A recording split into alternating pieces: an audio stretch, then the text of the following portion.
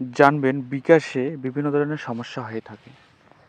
এই বিকাশের সমস্যাগুলো সমাধান করতে আমাদের সাধারণত হটলাইনে ফোন দিতে হয় 247, তার সামনে 2 যোগ করে। কিন্তু সেখানে কাস্টমার কেয়ারের সাথে কথা বলতে অনেক টাইম লস হয়ে যায় আমাদের। দেখা যাচ্ছে যে তারা আমাদের ফোন ধরতে কয়েক মিনিট তারা ব্যয় করে ফেলে।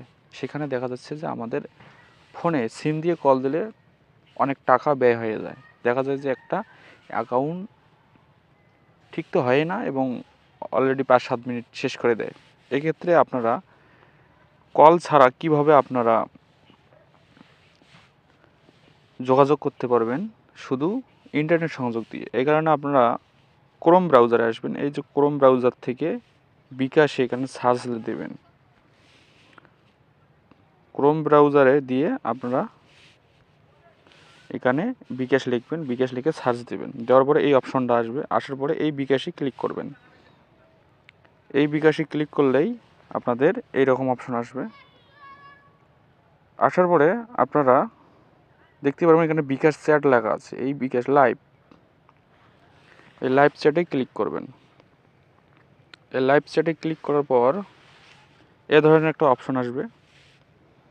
অপশন আসার পরে আপনারা এই জায়গাটাতে মেসেজ করবেন। কি করবেন?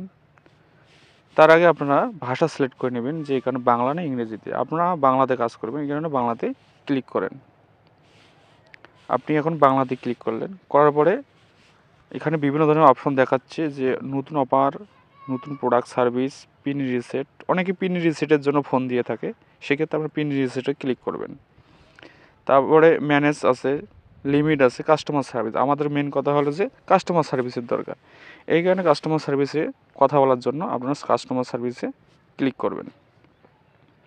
কাস্টমার সার্ভিসে ক্লিক করার পর দেখেন কী অপশন আসতেছে যে আপনি কাস্টমার প্রতিনিধির সাথে যোগাযোগ করতে হা বাটনে ক্লিক করুন। তাহলে আপনারা এখানে হা বাটনে ক্লিক করবেন।